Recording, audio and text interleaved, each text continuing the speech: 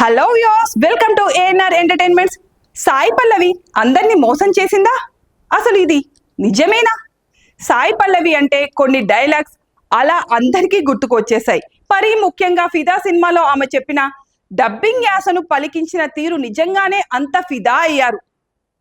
ఆ మూవీతోనే సాయి పల్లవి తెలుగు ఆడియన్స్ కు మరింత దగ్గరయ్యారు. అయితే సాయి పల్లవి ఫిదా సినిమాకు సొంతంగా డబ్బింగ్ చెప్పుకుందని అందరికీ తెలుసు.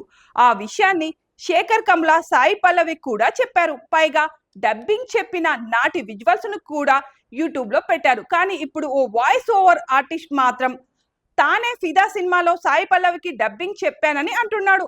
మగవాడు అయినా కూడా సాయి పల్లవి పాత్రకి డబ్బింగ్ చెప్పానని అంటుండటంతో బాగానే వైరల్ అవుతున్నాయి.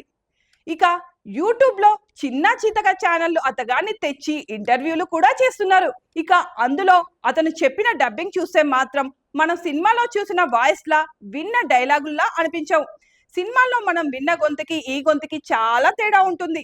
యూట్యూబ్ ఛానళ్లు కదా, మనం వాటిని లైట్ తీసుకుంటే ఓకే, కానీ జబర్దస్త్ స్టేజ్ మీద ఈ విషయాన్ని చెప్పడంతో అంతా ఇప్పుడు మళ్ళీ సెర్చ్ చేస్తున్నారు. తాజాగా రిలీజ్ చేసిన ప్రోమోలో నూకరాజ్ ఈ డబ్బింగ్ ఆర్టిస్ట్ ను పట్టుకొచ్చాడు. సాయి పల్లవికి డబ్బింగ్ చెబుతాడు అని పరిచయం చేశాడు. ఇక అతగాడు తన టాలెంట్ ని చూపించాడు.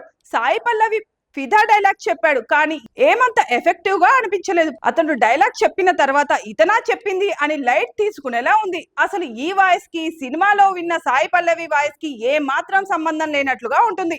మరి సాయి పల్లవికి నిజంగానే ఇతగాడు డబ్బింగ్ చెప్పాడా? మరి అయితే ప్రమోషన్ లో సాయి పల్లవి తన డబ్బింగ్ మీద మాట్లాడిన మాటలు అబద్ధమా? మన సినిమాలో వినేది సాయి పల్లవి గొంతు కాదా అని అంతా అనుకుంటున్నారు.